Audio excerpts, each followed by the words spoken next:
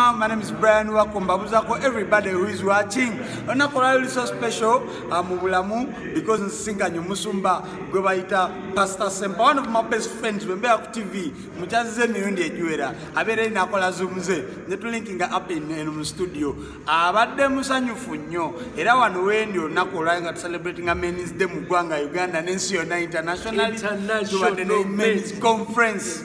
ogisabudde kubye mano okikubye Pastor Sempa abavuga bona abadwali ngagamba wow oyo ye waffe yatuwadde bano ku Deliverance Church Makerere mukama yakitegeka men's conference on international men's day. Yes, on international men's day. So nakola oyogedde ku nsonga ate tufanye tumanyi no international men's day kati ekudde mu men's conference. Yes sir. Oyogedde ensonga nyingi muzimu kuzo kwe kubadde okukyusa erinnya lwaki yaga kuva ku linnya lya Pastor Sempa ate wefuule weyite Baba Pastor Baba mukama yanungamya buli kintu kibeera n'ensonga kyemanyi Chameleone alina ensonga lwaki yefuulaani Mayanja yefuulaani oyagayingira Chameleone Kyagulanyi alina ensonga lwaki yefuula Bobi Wine kitegeeza buli omu alina ensonga zaabwe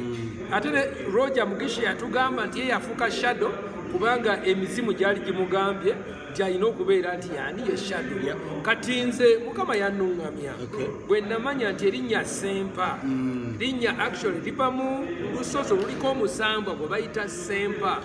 era luli bulemeezi nti buli mwana azaalibwawo yenna alina kuyitibwa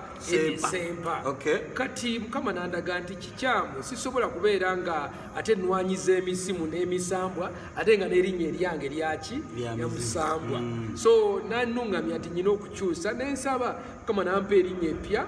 nze Gabriel mbeera maaso ga mukama nga malayika we Baba taata w'omulembe omupya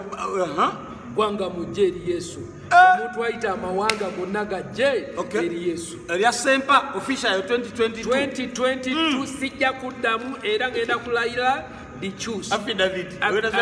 eyo affidavit kala otuveewo